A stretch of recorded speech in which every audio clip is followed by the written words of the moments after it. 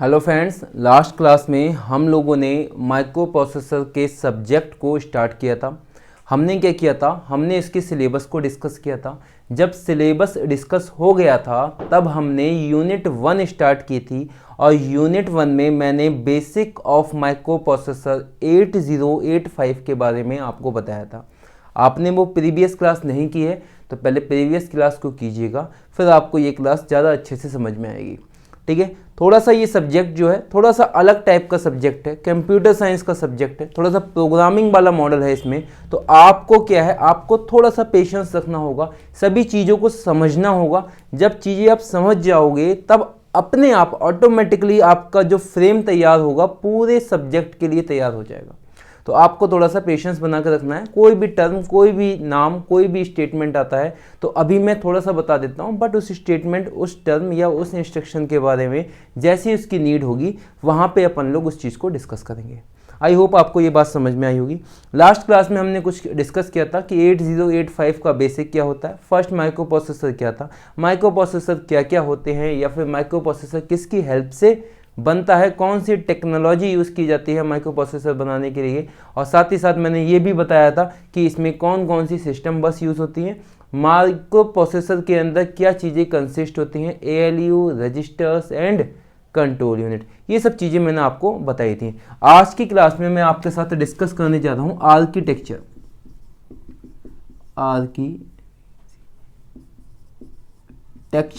Of 8085 का architecture हम लोग डिस्कस करने वाले हैं।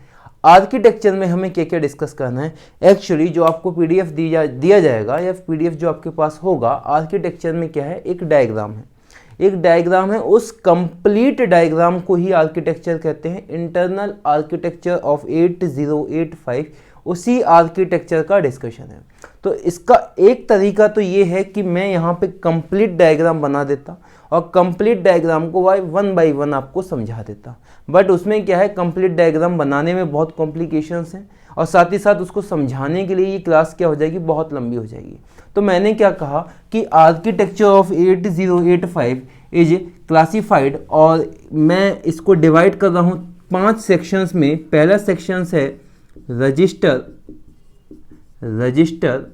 Unit, second one is the ALU, arithmetic logic unit,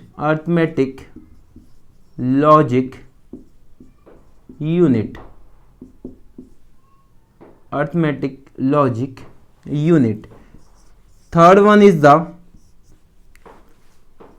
आप थर्ड वन कंसिडर कर सकते हैं आप एक तरीके से interrupt control unit. Fourth one is the timing and control signal unit. Fifth one is the serial input output unit. तो मैंने क्या किया, आर्किटेक्चर ऑफ 8085 को मैंने 5 सेक्शन में क्लासिफाइड कर दिया।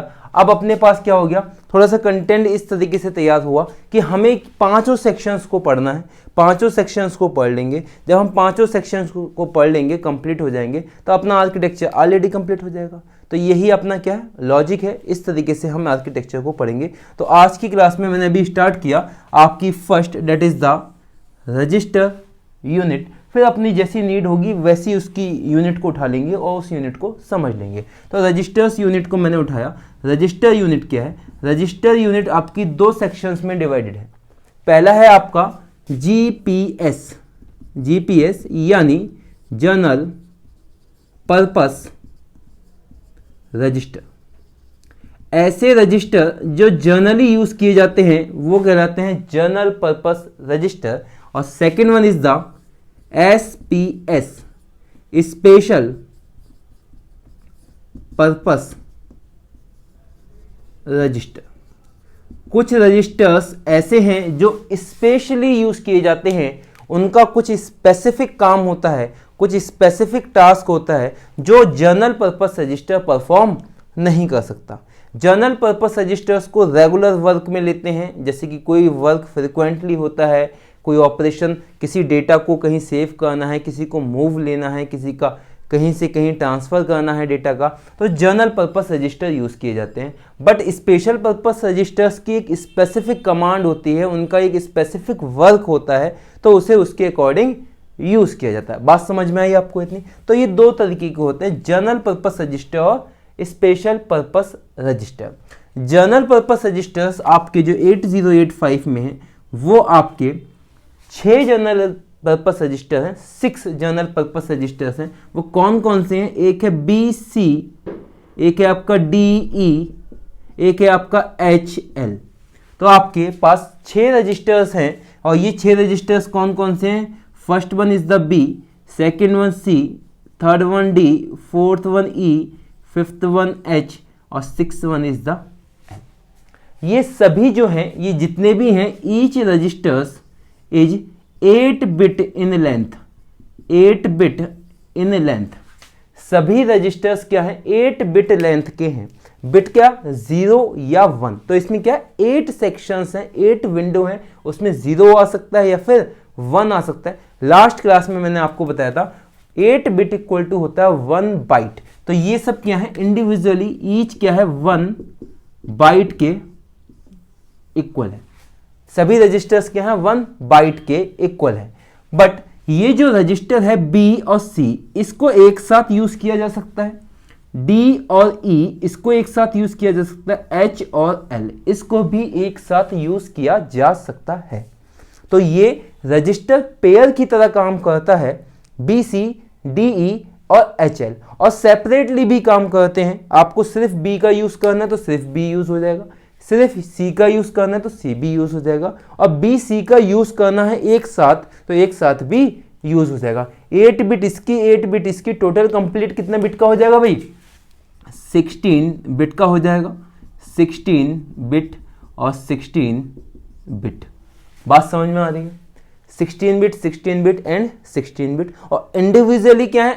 अपने आप में क्या है? 8 बिट के रजिस्टर हैं। तो 6 आपके जनरल पर्पस रजिस्टर्स होते हैं, B C D E H N। ठीक है, आप नोट करके एक पॉइंट यहाँ पे ये लिखेंगे कि नोट करके एक पॉइंट यहाँ पर अपने मेंशन करना है कि ये जो आपका HL है, HL पेयर, इसे कहते हैं मेमोरी पॉइंटर या फिर मेमोरी रजिस्टर। कौन सा होता है? HL पेयर को रखा गया है मेमोरी को पॉइंट करने के लिए। कोई भी रजिस्टर मेमोरी को पॉइंट कर सकता है, बट एक कन्वेंशनली आपको ये दिया गया है कि HL pair is the by default memory pointer register. तो आपसे क्वेश्चन पूछा जाता है कि इनमें से कौन सा रजिस्टर आपका मेमोरी पॉइंटर रजिस्टर है? तो HL pair is the memory pointer register. H कितना है? 8 बिट का, L कितना है? 8 बिट का, और दोनों मिलके क्या हो जाएंगे? 16 बिट के आपके कंप्लीट हो जाएंगे। तो इतनी कहानी थी जनरल पर्पस रजिस्टर्स की। आपकी 6 आपके जनरल पर्पस रजिस्टर हैं, वो रजिस्टर पेयर में यूज हो सकते हैं, जिसमें से HL को कहते हैं बाय डिफॉल्ट मेमोरी पॉइंटर। जब भी मेमोरी को इंडिकेट करेंगे तो हम कैपिटल M से इंडिकेट करेंगे, तो या फिर कह सकते हैं कि H को क्या है, हम M से भी इंडिकेट कर सकते हैं।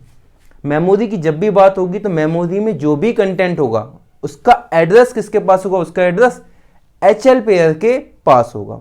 मेमोरी कैसी होती है? मैंने आपको लास्ट क्लास में बताया था, memory in the form of stack, जिसमें क्या होता है? Last in first out. ठीक है, रजिस्टर्स होते हैं, रैक की फॉर्म में लगे होते हैं। ठीक है, बिट का सेक्शन होता है, और एक क्या होता है? एक बाइट का होता है। पूरा एक कंप्लीट रजिस्टर क्या होता है? बाइट का होता है। और रजिस्टर्स होते क्या हैं? वो सेव करने के लिए यूज़ किए जाते हैं डेटा को, जो कि फ्लिप फ्लॉप के बने होते हैं। तो ये सब चीज़ें तो खैर अपन लोग पहले पढ़ चुके हैं। तो अपना आज का सेक्शन में क्या था? जनरल पर्पस रजिस्टर्स, ये चीज़ मैंने आपको बता दी।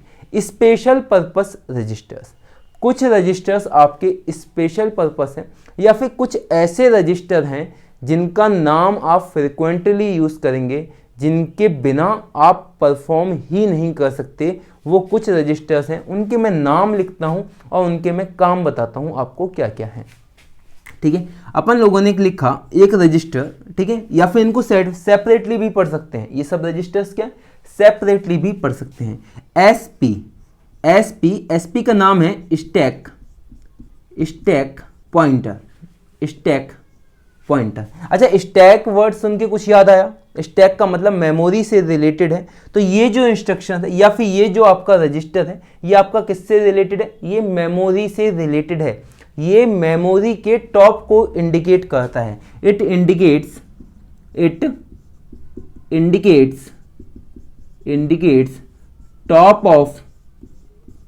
Top of stack memory. It indicates top of stack memory. भाई बात समझ में आ रही है? तो ये क्या इंडिकेट कर रहेगा? Top of stack memory. ये जो होता है रजिस्टर आपका 16 बिट रजिस्टर होता है। 16 बिट रजिस्टर होता है, या फिर कहें 2 बाइट का रजिस्टर होता है। इसमें 8 के 2 सेक्शंस बने होते हैं। ये 16 बिट रजिस्टर्स है। ये क्या इंडिकेट करता है? Top of stack memory. जैसे कि आपकी कोई मेमोरी है, ये मेमोरी मैंने आपको लास्ट क्लास में बनाया था, मेमोरी एक रैक की फॉर्म में होती है। तो मेमोरी जहां तक नीचे से फिल करना स्टार्ट हुई, ये फिल हो गया, ये फिल हो गया, ये फिल हो गया, ये फिल हो गया। तो यहां तक जो फिल हो गया इसी को कहते हैं SP, stack pointer. Stack pointer क्या इंडिकेट करेगा? Stack pointer top of the memory. Top, यहां तक मेमोरी आपकी फिल है, top of the stack memory को ही क्या कहते हैं? स्टैक पॉइंटर इंडिकेट करता है। स्टैक पॉइंटर यहां पे है और इंडिकेट क्या करेगा? Top of the stack memory. आप इस बात को भी याद रखेंगे। आपसे क्वेश्चन आता है आपके सेमेस्टर के पॉइंट ऑफ व्यू से, explain the SP, explain the PC, explain the IR, ऐसे इंस्ट्रक्शंस आते हैं, इनको एक्सप्लेन करना है। तो ये जब चीज़ें मैंने बताई हैं, यही चीज़ें एक्सप्लेन करनी है आपको उन चीज़ों में कि ये क्या है? 16 बिट रजिस्टर है। It indicates top of the stack memory. और इसका क्या है? स्पेशल पर्पस काम होते हैं। कैसे कैसे काम होते हैं? जैसे जैसे आप सब्जेक्ट में बढ़ते जाएंगे वैसे वैसे आपको इनके काम के बारे में पता चलता चला जाएगा। तो पहला आपने रखा stack pointer, first one is was the stack pointer. तो अपन लोग कुछ और इंडिकेट कर लेते हैं यहाँ पे। इसे मैं रफ कर देता हूँ क्योंकि अपन लोगों के पास ये सेक्शन तो अभी पढ़ नहीं पाएंगे, तो अपन लोग सिर्फ इसी सेक्शन को मैं रफ, बाकी क्यों नहीं कर रहा हूँ सब चीज़ें, ताकि मैं आपको लास्ट में एक रिवीजन की फॉर्म में या फिर कंक्लूड कर सकूं कि ये सब चीज़ें मैंने आपको क्या क्या बताई हैं। First one is the stack pointer, second one is the PC, इसका नाम है प्रोग्राम काउंटर।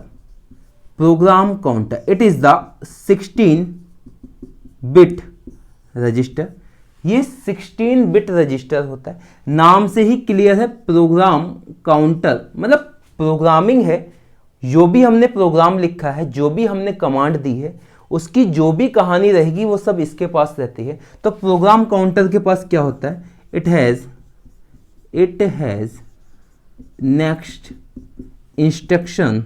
इसके पास क्या? नेक्स्ट इंस्ट्रक्शंस का एड्रेस होता है। सपोज आपने कोई प्रोग्राम लिखा, हमने प्रोग्राम लिखा कि रजिस्टर बी में कुछ डाटा डालिए। पहला लिखा मैंने मूव बी, और बी में कुछ मैंने डाटा डाल दिया। जैसे कि मैंने यहाँ लिख ही देता हूँ, मैंने क्या लिखा? मूव का मतलब मूव कीजिए, बी में क्या डाटा कीजिए? 26H। ये हेक्साडेसिमल एक वैल्यू होती है, अपन लोगों को प्रोग्रामिंग में नीड पड़ेगी, बाद में समझेंगे। तो ये वैल्यू को किस में डाल दो?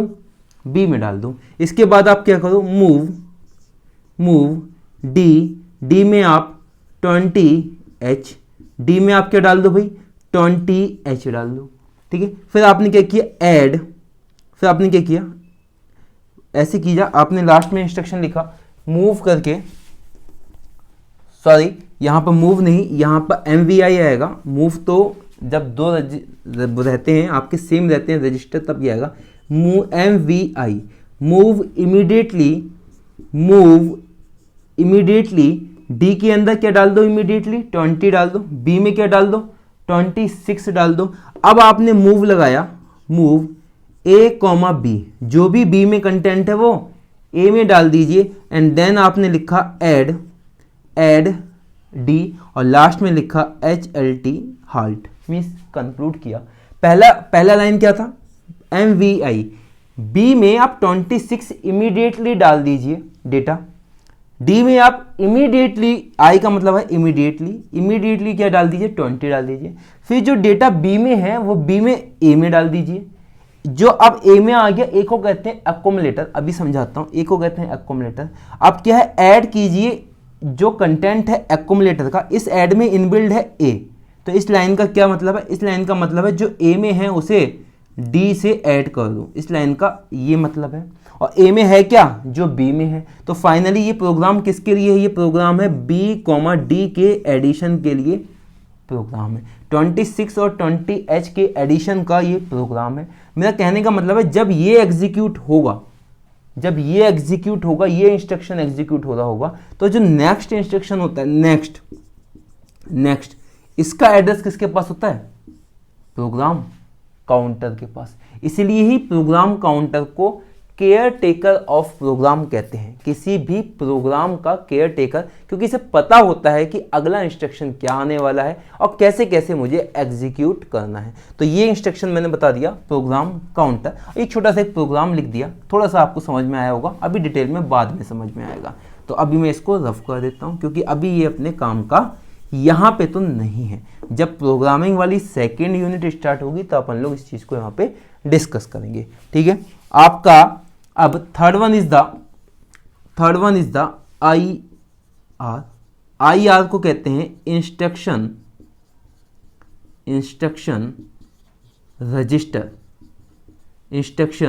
रजिस्टर। ये जो होता है आपका 8 बिट होता है।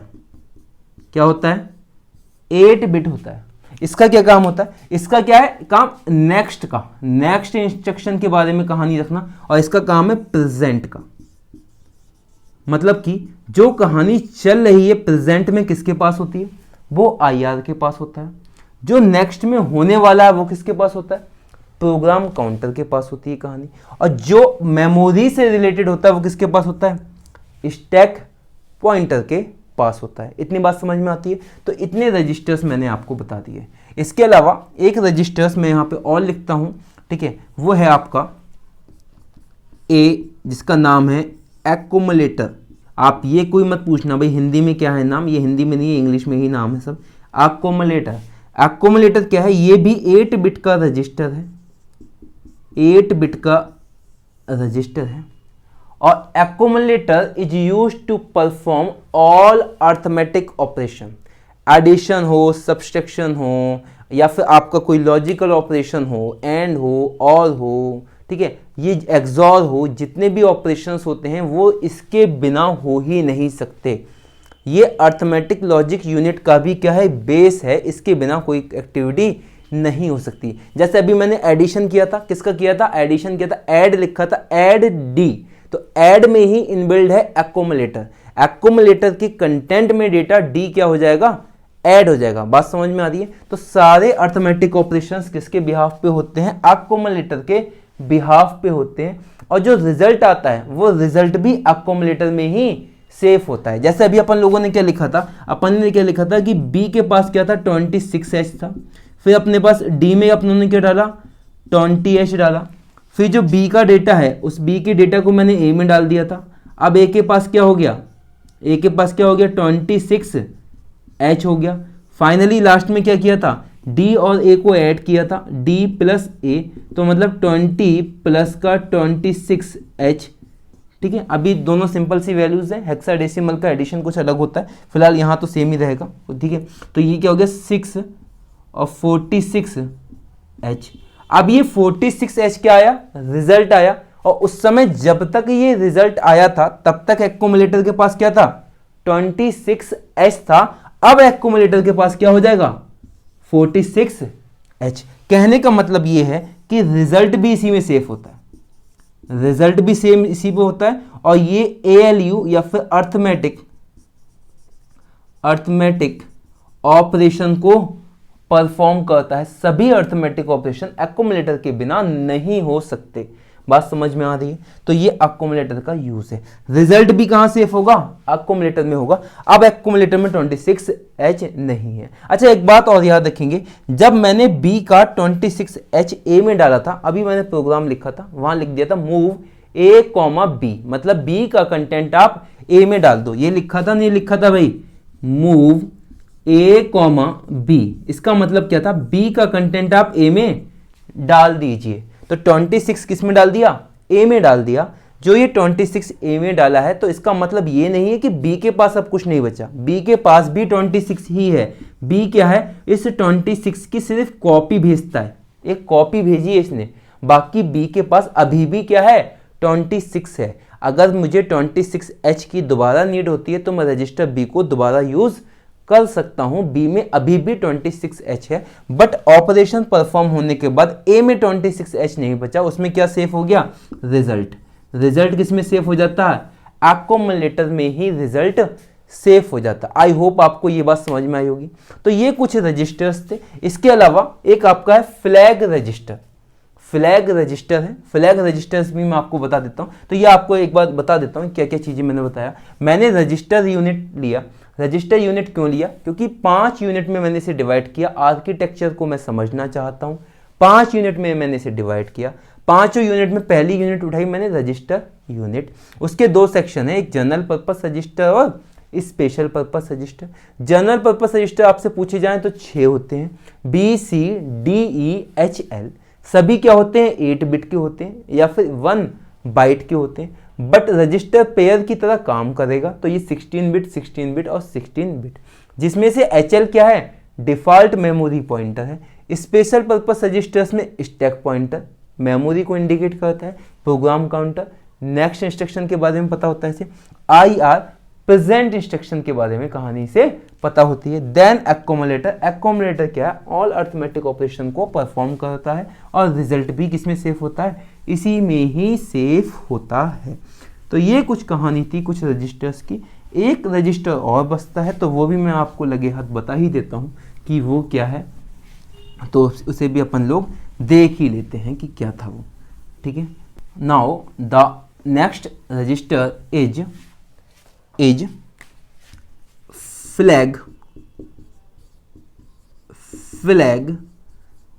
रजिस्टर। फ्लैग रजिस्टर्स ये क्या है, ये 8 बिट रजिस्टर है, 8 बिट रजिस्टर है और इसके अंदर फ्लैग होते हैं। फ्लैग क्यों यूज किए जाते हैं, किसी वर्क को इंडिकेट करने के लिए या फिर किसी इंडिकेशन के लिए यूज किए जाते हैं। उनकी भी एक स्पेसिफिक नीड होती है, कैसे कैसे क्या होता है वो भी मैं बता देता हूँ। 8 बिट का मतलब क्या है, ये जो मैं अभी कहता हूँ ना कि 8 बिट है, 8 बिट है, 8 बिट का मतलब ये है कि एक रजिस्टर है और उसमें क्या है 8 बिट है, 8। ठीक है, 1 2 3 4 5 6 7 और 8, इसे मैंने इंडिकेट कर दिया। चलो A0 A1 A2 A3 A4 A5 A6 A7, ठीक है, या फिर D0 डिजिट है तो D से भी इंडिकेट कर सकते हैं। तो चाहो तो आप D से इंडिकेट करिए, तो D से इंडिकेट करेंगे तो ज़्यादा सही रहेगा। तो अपन इसे D से इंडिकेट कर देते हैं कि क्योंकि डिजिट है ना ये, तो D से इंडिकेट किया। D0 D1 D2 D3 D4 D5 D6 और D7, कितने हो गए टोटल, 8 हो गए। अब क्या है, इसमें भी कुछ फ्लैग होते हैं। फ्लैग क्या, नाम से क्लियर, फ्लैग किसी का इंडिकेशन रहेंगे तो फ्लैग। तो ये कौन कौन से फ्लैग होते हैं, एक होता है साइन फ्लैग, एक होता है जीरो फ्लैग, यहाँ कोई फ्लैग नहीं होता, इसे कहते हैं ऑक्सिलरी फ्लैग।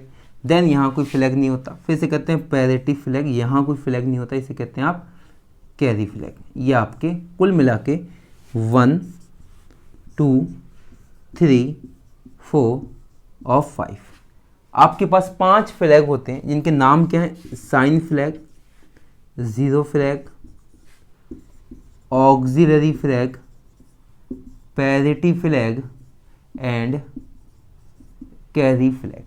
इनकी 2 पॉसिबिलिटी केस हैं, या फिर ये 0 हो सकता है या फिर ये 1 हो सकता है। ऐसे ही ये 0 या 1 हो सकता है, ऑक्सिलरी भी 0 या 1 हो सकता है, पैरेटिव भी 0 या 1 हो सकता है, कैरी भी 0 या 1 हो सकता है। क्योंकि इसमें तो 2 ही चीज़ आ सकती हैं, 0 आएगा या फिर 1 आएगा। अगर ये 0 होता है तो ये इंडिकेट करता है कि आपका जो नंबर क्या है, पॉजिटिव है। अगर ये 1 होता है तो इंडिकेट करता है आपका नंबर नेगेटिव है।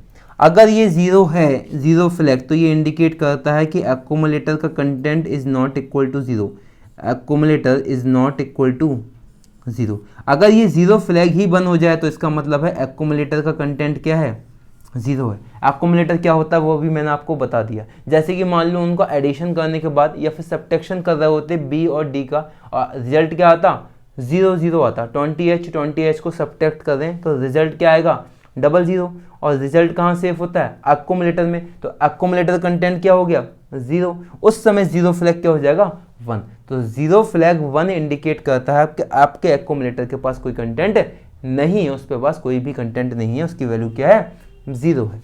ऑक्सिलरी फ्लैग क्या, ये एक तरीके का एडिशन में यूज किया जाता है। अगर आपका D3 बिट, जैसे 2 नंबर का आप एडिशन कर दें, तो आपका जब एडिशन कर दें तो आपका D3 से D4, ठीक है, आप इसका इंडिकेशन कर लीजिए, ऐसे कर लीजिएगा, उल्टा इंडिकेशन कर लीजिएगा, क्योंकि बाद में वर्डिंग, वैसे कोई इशू नहीं है, कोई सा भी आप वर्डिंग रख सकते हैं, इसकी आप वर्डिंग उल्टी कर लीजिए, D0 1 2 3 4 5 6 7, ठीक है।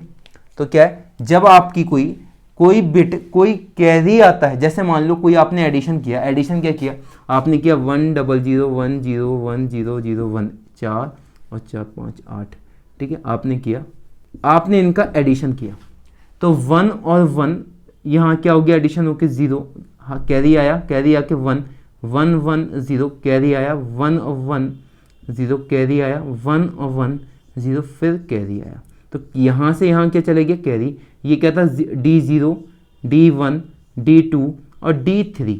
जब D3 से D4 पे क्या गया, कैरी जाएगा ऐसे एडिशन में, तो उस केस में ऑक्सिलरी क्या हो जाएगा, 1 हो जाएगा। D3 और 2D4 का आपका जाएगा तो आपका ऑक्सिलरी 1 हो जाएगा, एल्स अदर कंडीशंस में क्या हो जाएगा, ये 0 हो जाएगा।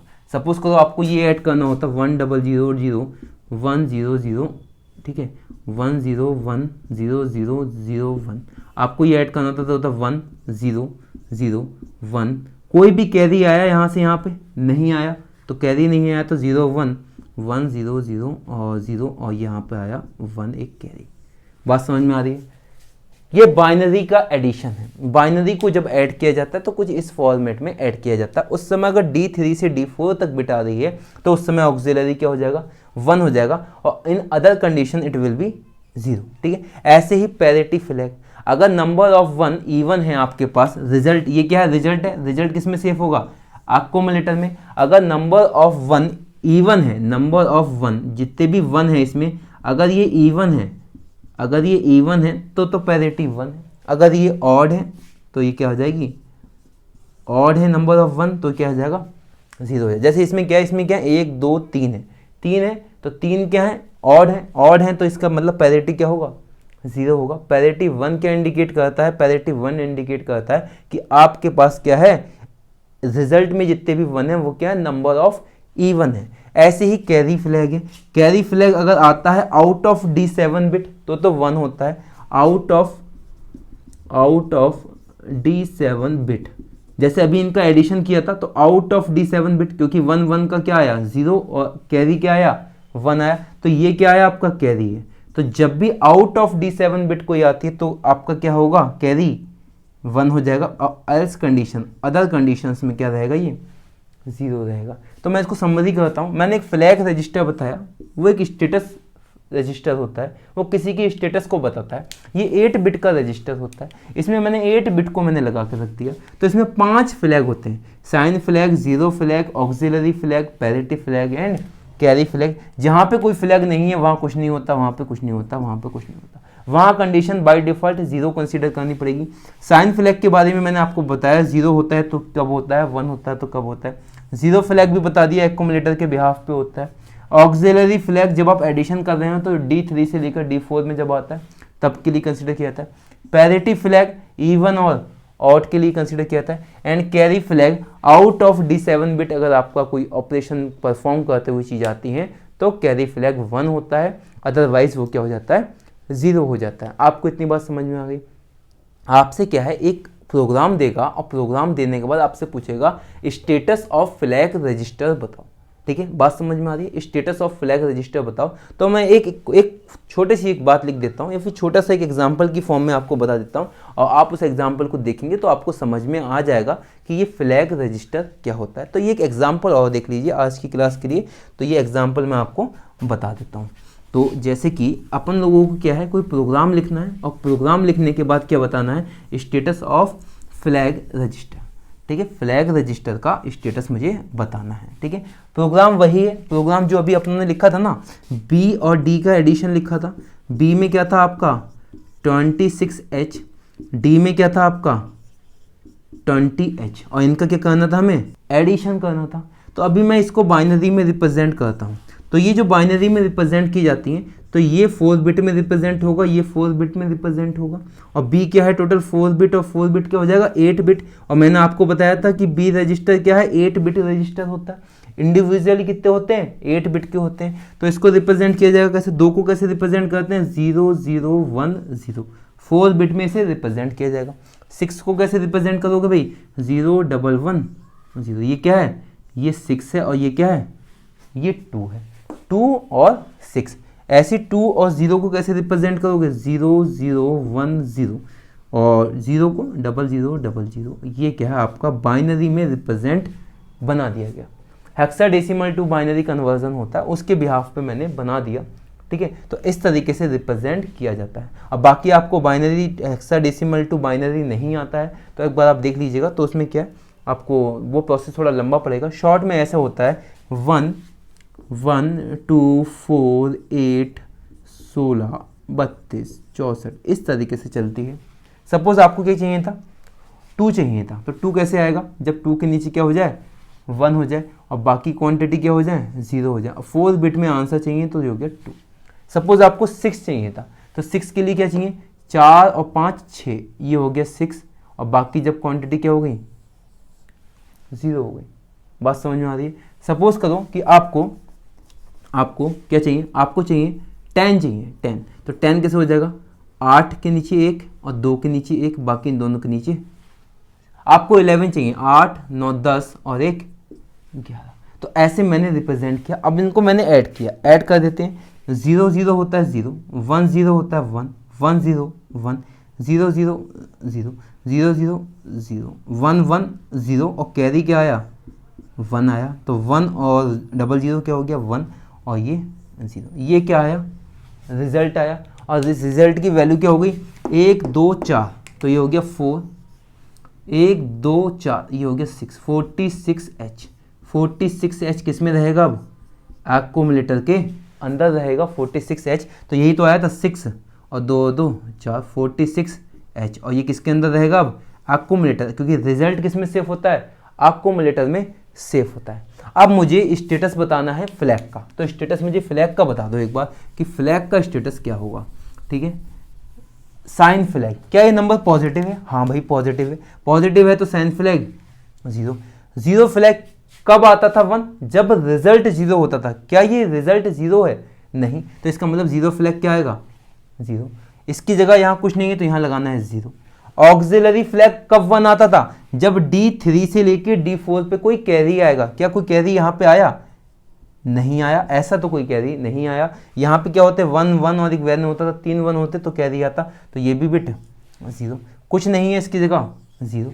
पैरिटी, नंबर ऑफ 1 चेक कर लो, इवन है ऑड है, 1 2 3, ऑड है, ऑड होते हैं तो पैरिटी क्या है 0, इसकी जगह कुछ नहीं 0।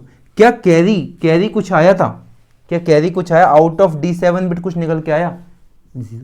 तो मतलब क्या हो गया, 4 0 ये हो गए, 4 0 ये हो गए। तो इससे आपका फ्लैग रजिस्टर पूछा जाए कि फ्लैग की क्या वैल्यू है, तो फ्लैग की वैल्यू है 00H। कोई फ्लैग की वैल्यू नहीं आई। बात समझ में आ रही है।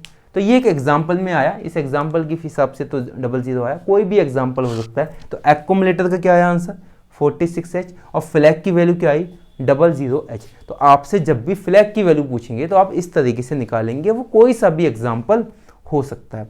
आई होप आपको सब समझ में आ गया होगा कि मैंने जो आपको बताया, मैंने क्या बताया, मैंने आपको बहुत अच्छे से बताया कि रजिस्टर्स यूनिट में क्या जनरल पर्पस रजिस्टर, क्या स्पेशल पर्पस रजिस्टर्स, इन्हीं सब का यूज़ होना है आगे। जब भी प्रोग्रामिंग हम पढ़ेंगे इन्हीं सब का क्या होगा, यूज़ होगा। तो आई होप आपको बात बहुत अच्छे से समझ में आई होगी। एक बार दोबारा देखिएगा, समझ में आएगा, कोशिश कीजिएगा, अपने हाथ से नोट्स बनाने की कोशिश कीजिएगा, और बाकी जो है आपके पास उस कंटेंट उसको पढ़िएगा और अच्छे से पढ़ते रहिएगा। नेक्स्ट क्लास में अपन लोग सेकंड यूनिट जो थी आपकी अर्थमेटिक लॉजिक यूनिट उसको डिस्कस करेंगे, देन आगे की तरफ मूव करेंगे और सब्जेक्ट में बढ़ते चलेंगे, क्योंकि अभी अपन लोगों की यूनिट 1 चल रही है और इन सब यूनिट 1 को डिस्कस करने के बाद अपन लोग प्रोग्रामिंग पे जाएंगे और देन अपने लोग माइक्रो कंट्रोलर को डिस्कस करेंगे। ओके, तो मिलते हैं नेक्स्ट क्लास में, तब तक आप पढ़ते रहिए, बहुत मेहनत से पढ़िएगा। Thank you so much.